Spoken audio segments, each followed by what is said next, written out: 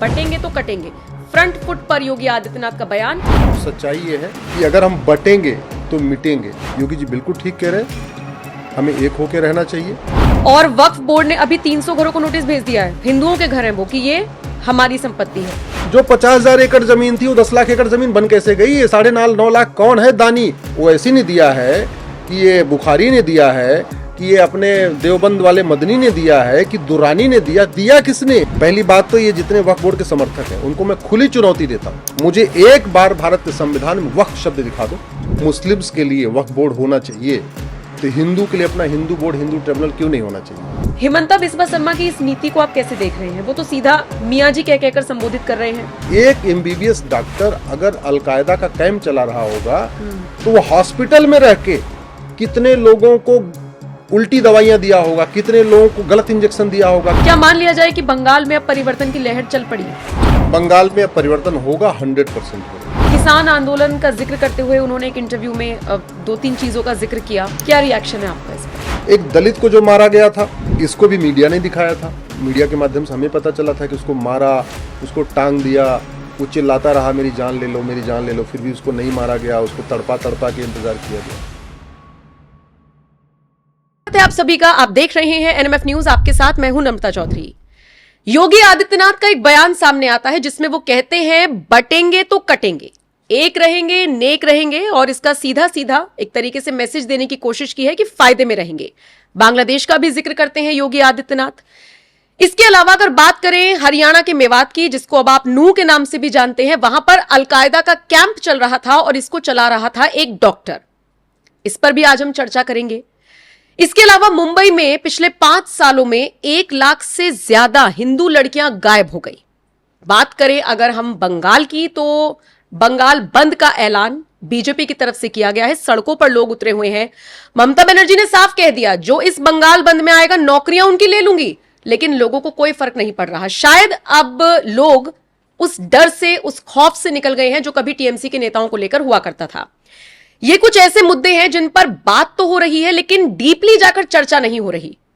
आज इसी से हम शुरुआत करेंगे। जिक्र हिमंता बिस्वा शर्मा का भी करेंगे, मियाँ जी कहकर किसे संबोधित कर रही हैं, कैसे मुस्लिमों को तगड़ी चेतावनी दे रही हैं। चर्चा कंगना रनौत की भी होगी। बहुत सारे मुद्दे हैं। अश्वनी उपाध्याय, सुप्रीम कोर्ट के अधिवक्ता और बीजेपी नेता मेरे साथ इस वक्त मौजूद हैं। स्वागत है सर आपका।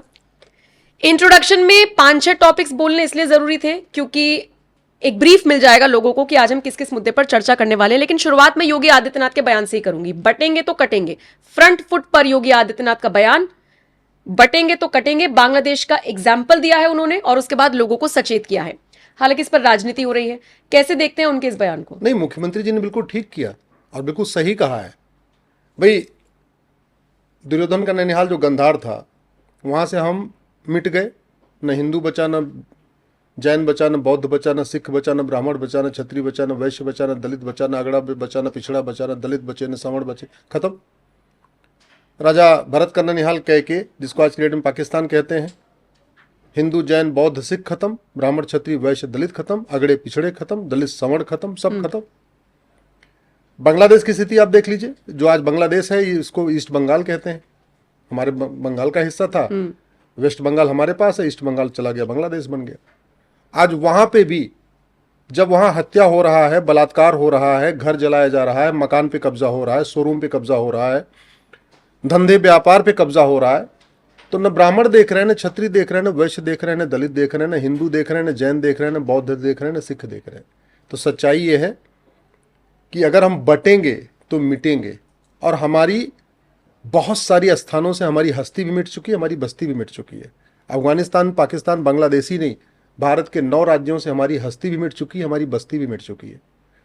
अगर डिस्ट्रिक्ट वाइज देखें, 800 जिलों में से 200 जिलों में हमारी हस्ती भी मिट गई है, बस्ती भी मिट गई है। अगर तहसील के हिसाब से देखें, 6000 तहसील में से 1500 तहसीलों में हमारी हस्ती भी मिट गई है, हमारी बस्ती भी मिट गई है।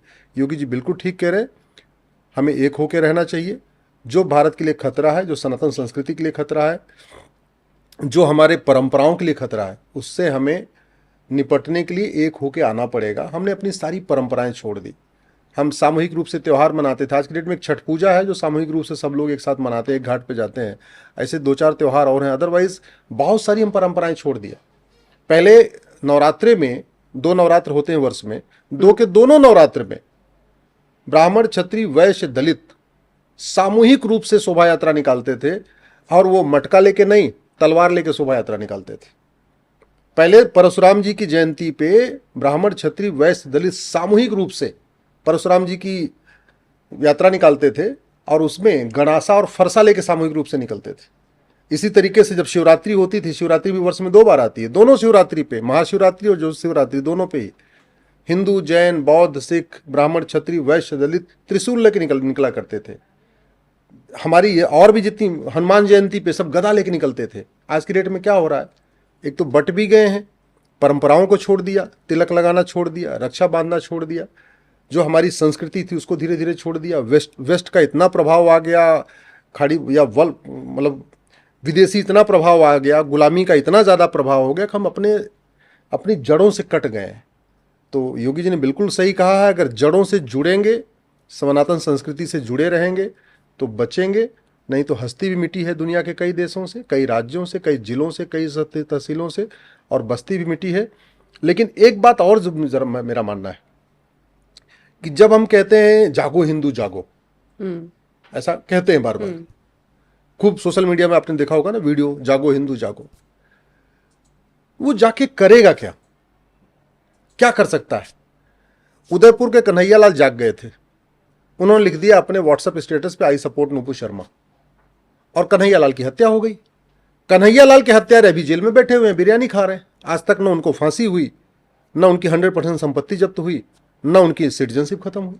कमलेश तिवारी लखनऊ वाले जग गए थे, धर्म की जय हो, अधर्म का नाश हो, खूब बोला करते थे, गला काट काट के मारा। आज तक 2000 कमलेश तिवारी के 10 साल से ज्यादा हो चुका उनकी हत्या हुई, आज तक जो उनके हत्यारे थे जेल में बैठ के बिरयानी खा रहे, न उनको फांसी हुई, न उनकी 100% संपत्ति जब्त हुई, न उनकी सिटीजनशिप खत्म हुई। अभी कुछ दिन पहले आपने देखा होगा उदयपुर में फिर से एक छोटा बच्चा था, देवराज, 10वीं पढ़ता था, उसको भी चाकू से गोद गोद के मारा। मुझे पता है कि ये हो क्यों रहा है, आखिर क्या कारण है कि दुबई में 15% हिंदू हैं, वो सुरक्षित महसूस करते हैं, वहां उतनी समस्याएं नहीं जितनी भारत में 80% हैं, तब भी इतने खतरे क्यों बढ़ते जा रहे हैं? हमें इसको चिंतन करना पड़ेगा। हमारे लिए सबसे बड़ा खतरा है जनसंख्या विस्फोट। अब हम क्या चाहते हैं कि हिंदू, जैन, बौद्ध, सिख भी 20-20 बच्चा पैदा करे? क्या हम चाहते हैं ब्राह्मण, क्षत्रिय, वैश्य, दलित भी 20-20 बच्चा पैदा करे, 18 बच्चा पैदा करे? चलो एक बार वो मान लो कर दिया कंपटीशन में आके, तो फिर दूध कहां से आएगा, सब्जी कहां से आएगी, फल कहां से आएगा, अनाज कहां से आएगा, रोजगार कहां से आएगा? बेरोजगारी तो इतनी पहले बढ़ी हुई है, शुद्ध लोगों को दूध नहीं मिल रहा, कुछ नहीं मिल रहा, मूल कारण जनसंख्या विस्फोट। तो बजाय कि हिंदुओं को ये कहने के कि तुम 20-20 बच्चे करो, 15-15 करो, अच्छा ये है कि सब लोग हम दो हमारे दो फॉलो करें। दूसरा हमारे लिए जो सबसे बड़ा खतरा है वो है धर्मांतरण, कन्वर्जन। अब कन्वर्जन में जो जागा हुआ हिंदू क्या कर सकता है? अगर जागा हुआ हिंदू मान लीजिए कहीं पे जोशुआ चल रहा है, कहीं पे जो है आपकी चंगाई सभा चल रही है, वहां जाके अगर हंगामा कर देता तो उसके खिलाफ मुकदमा हो जाता है। तो कायदे से ये जो सनातन धर्म के खतरे हैं वो सरकारों को भी निपटना पड़ेगा। सरकारों का काम केवल एयरपोर्ट बनाना, रेलवे बनाना, स्कूल बनाना, हॉस्पिटल बनाना नहीं है। भारत का संविधान कहता है भारत की संस्कृति की रक्षा करना, ये न्यायपालिका का भी काम है, विधायिका का भी काम है, कार्यपालिका का भी काम है। और भारत का संविधान कहता है कि भारत के जो खतरे हैं उसको जन जन तक पहुंचाना खबर पालिका का काम है। तो आप तो अपना काम बढ़िया कर रही हैं, आप जो भारत के खतरे हैं वो आप लगातार हमसे सवाल पूछ रही हैं, लेकिन विधायिका, कार्यपालिका, न्यायपालिका कहीं न कहीं फेल है अपने ड्यूटी करने में। इसलिए भारत में अराजकता है। भाई धर्मांतरण तब रुकेगा जो खाड़ी देशों से हवाला की फंडिंग आ रही है वो रुकेगी। धर्मांतरण तब रुकेगा जब अमेरिका और यूरोप से जो FCRA के जरिए फंडिंग आ रही है, तब वो उसको रोकना पड़ेगा। धर्मांतरण रोकना है तो आपको धर्मांतरण को देश की एकता अखंडता के लिए खतरा घोषित करना पड़ेगा, देश की राष्ट्रीय सुरक्षा के लिए खतरा घोषित करना पड़ेगा, आपको देशद्रोह घोषित करना पड़ेगा धर्मांतरण को, आपको इसको वेजिंग वॉर डिक्लेयर करना पड़ेगा, आपको इसको ऑर्गेनाइज क्राइम डिक्लेयर करना पड़ेगा। तो जब तक सरकार और पुलिस धर्मांतरण कराने वाले मिशनरियों, जिहादियों और उनके मददगारों पे NSA नहीं लगाएगी, UAPA नहीं लगाएगी, वेजिंग वॉर नहीं लगाएगी, देशद्रोह की धारा नहीं लगाएगी, गैंगस्टर नहीं लगाएगी, मकोका गुजकोका जहां जहां राज्यों में जो काम वो नहीं लगाएगी, तब तक धर्मांतरण नहीं रुकेगा। धर्मांतरण एक बहुत अच्छा रोजगार का साधन है। पहले हिंदू को धर्मांतरण करने के लिए पैसा मिलता है, जब वो कन्वर्ट हो जाता है तो दूसरों को भी कन्वर्ट कराने का पैसा मिलता है। 1 लाख रुपए पर हेड मिलता है कन्वर्जन कराने का, पता है आपको?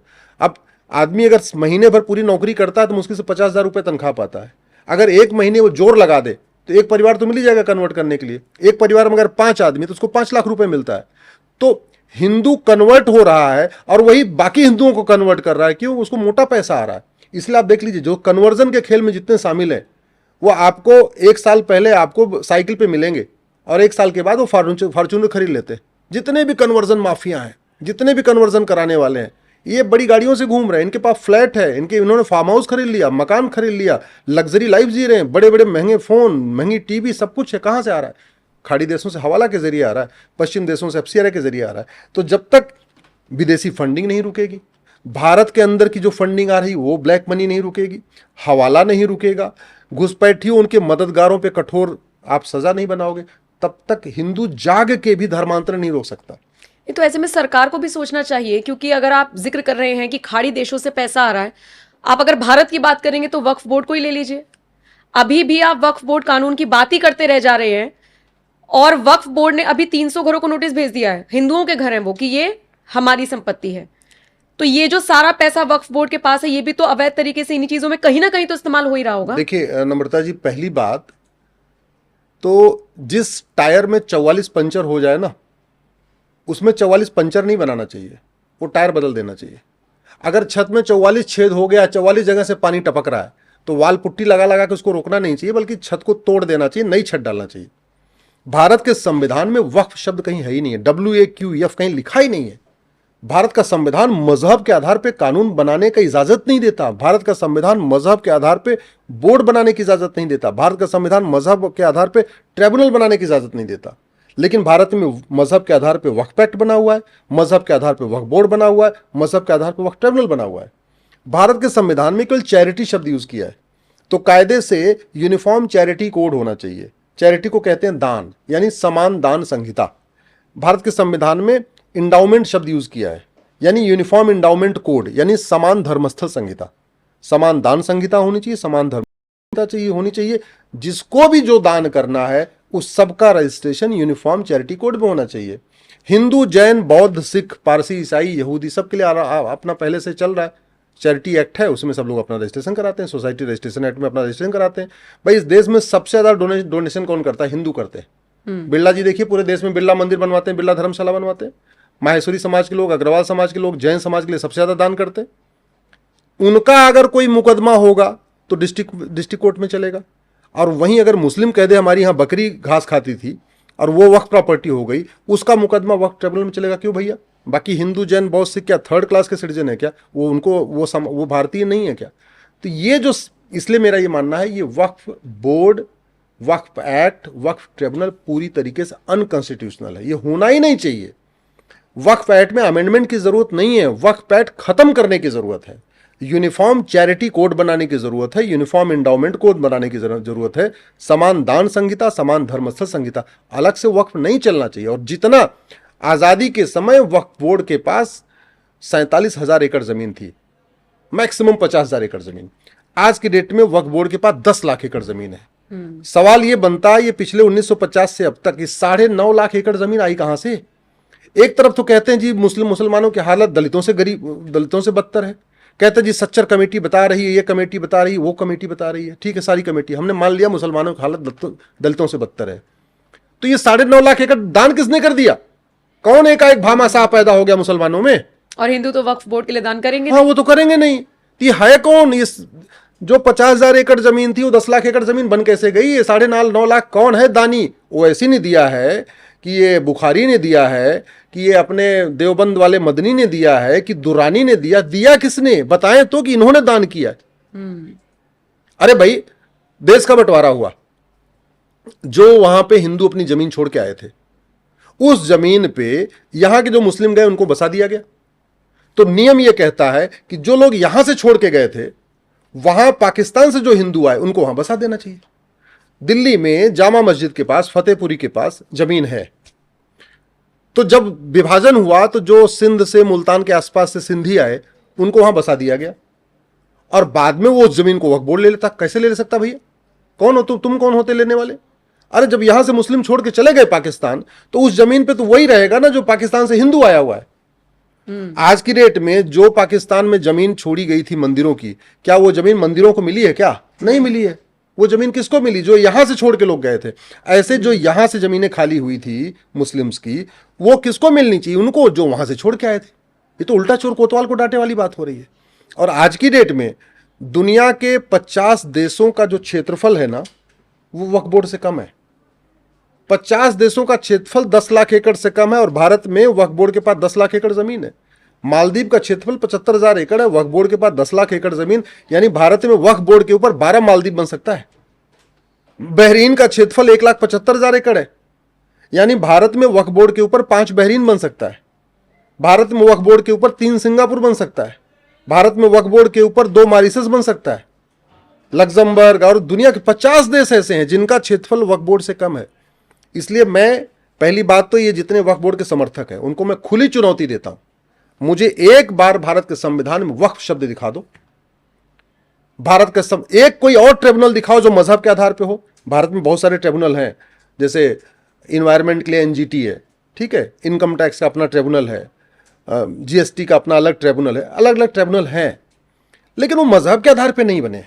भारत का संविधान कहता है केवल 2 कैटेगरी ऐसी है जिसके लिए अलग से कानून बन सकता है। पहली कैटेगरी एससी एसटी है, दूसरी कैटेगरी है महिला और बच्चे। इसका मतलब एससी एसटी और महिलाओं और बच्चों के लिए अलग से मंत्रालय बन सकता है। एससी एसटी महिलाओं बच्चों के लिए अलग से आयोग कमीशन बन सकता है। एससी एसटी महिलाओं और बच्चों के लिए अलग से बोर्ड बन सकता है, अलग से ट्रिब्यूनल बन सकता है। इसके अलावा मजहब के आधार पे कोई ट्रिब्यूनल बने, मजहब के आधार पे कोई बोर्ड बने, मजहब के आधार पे कोई योजना लागू हो, भारत का संविधान इसको नकारता है। और जो लोग इसका समर्थन कर रहे हैं, चाहे वो राहुल गांधी हो, चाहे अखिलेश यादव हो, चाहे बाकी जितने लोग हैं वो ऐसी हों, मैं उनसे पूछना चाहता हूं, अगर भारत में मुस्लिम्स के लिए वक्फ बोर्ड होना चाहिए तो हिंदू के लिए अपना हिंदू बोर्ड, हिंदू ट्रिब्यूनल क्यों नहीं होना चाहिए? जैन के लिए अपना जैन बोर्ड, जैन ट्रिब्यूनल क्यों नहीं होना चाहिए? यहूदी के लिए यहूदी बोर्ड, यहूदी ट्रिब्यूनल क्यों नहीं होना चाहिए? पारसियों के लिए अपना बोर्ड, अपना ट्रिब्यूनल क्यों नहीं होना चाहिए? बौद्धों का अपना बोर्ड, अपना ट्रिब्यूनल क्यों नहीं होना चाहिए? सिखों का अपना बोर्ड, अपना ट्रिब्यूनल क्यों नहीं होना चाहिए? केवल मुसलमानों का अलग बोर्ड, अलग ट्रिब्यूनल क्यों भाई? क्या है ऐसी खास बात है? उनके लिए अलग क्यों होना चाहिए? और फिर कहते हैं भेदभाव हो रहा है। और फिर कह रहे हैं भारत में संविधान है, संविधान का मतलब समान विधान है, सबको इक्वल अपॉर्चुनिटी मिलनी चाहिए, सबको समानता होनी चाहिए, भेदभाव नहीं होना चाहिए। अरे भेदभाव तो तुम कर रहे हो, एक कम्युनिटी को फूफा बना के बैठे हुए, एक कम्युनिटी को बिल्कुल अलग से ट्रीटमेंट कर रहे हो, उसको बराबर, उसको एक इक्वल ट्रीट ही नहीं कर रहे। तो ये पूरा खेल जो है उसका सबसे बड़ा कारण है, एक तो जनता थोड़ी जागरूक कम है, जनता समझ नहीं रही है इस चीजों को, और ये मुस्लिम्स के भी हक में ठीक नहीं है। वक्फ बोर्ड, वक्फ बोर्ड केवल अनकॉन्स्टिट्यूशनल नहीं है, इनफैक्ट अन इस्लामिक भी है, अनकुरानिक भी है। वक्फ बोर्ड वो काम कर रहा है जो इस्लाम में हराम है, उसको भी लीगलाइज कर रहा है। कैसे? मजार बनाना, दरगाह बनाना, पक्का कब्रिस्तान बनाना हराम है। मजार पे जाना, दरगाह पे जाना, पक्के कब्रिस्तान पे जाना हराम है। इसलिए जहां से इस्लाम शुरू हुआ वहां देख लीजिए, एक भी मजार नहीं, एक भी दरगाह नहीं, एक भी पक्का कब्रिस्तान नहीं। और ये वक्फ बोर्ड भारत में मजार, दरगाह और पक्के कब्रिस्तान को लीगलाइज करता है, उसको वक्फ प्रॉपर्टी डिक्लेयर कर देता है। तो जो चीज इस्लाम में हराम है उसको एक कानून बना के आप उसको अगर लीगलाइज कर रहे हो तो इसका मतलब कानून वो तो इस्लाम के खिलाफ हो गया। तो ये वक्फ एक्ट इस्लाम के भी खिलाफ है, ये वक्फ बोर्ड इस्लाम के भी खिलाफ काम कर रहा है। ये इसलिए कहता हूं ये खत्म होना चाहिए, और नहीं तो फिर दूसरा तरीका यही है, संविधान से सेकुलर शब्द हटाओ, भारत को हिंदू राष्ट्र घोषित करो, और हिंदू राष्ट्र घोषित करके फिर अपने अपने सारे जितने भी रिलीजन है सबके लिए अपना अपना बोर्ड, अपना अपना ट्रिब्यूनल, अपना अपना कानून चलने दो। फिर संविधान का मतलब वो नहीं करना कि भाई संविधान है सबको समान, संविधान है फिर एक देश एक विधान होगा, अलग अलग विधान नहीं होगा।